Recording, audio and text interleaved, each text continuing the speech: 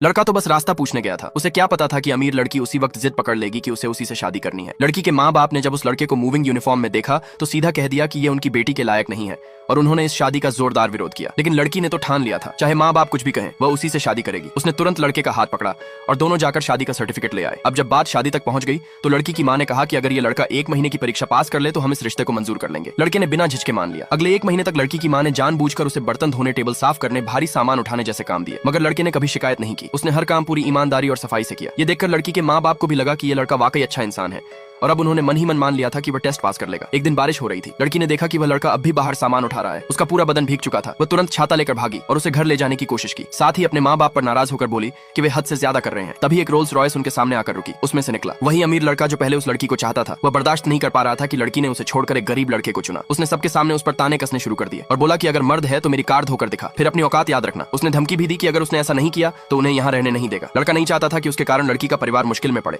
इसलिए उसने चुपचाप बाल्टी और कपड़ा उठाया और कार साफ करने लगा। ये देखकर लड़की का दिल टूट गया। वह भी उसके साथ कार साफ करने लगी। दोनों को साथ देखकर अमीर लड़के का गुस्सा और बढ़ गया। उसने अपने आदमियों से कहा कि जाओ और इनकी मेहनत पर पानी फेर दो। उन्होंने कार पर कोला डाल दिया, जिससे दोनों को दोबारा सफाई करनी पड़ी। लड़का उनकी बदतमीजी देखकर गुस्से में भी था और बेबस भी। लेकिन तभी कुछ और रोल्स रॉयस गाड़ियां वहां आकर रुकी। उनमें से उतरे कुछ बेहद स्टाइलिश और रॉयल लोग जो असल में उसी लड़के के परिवार के थे।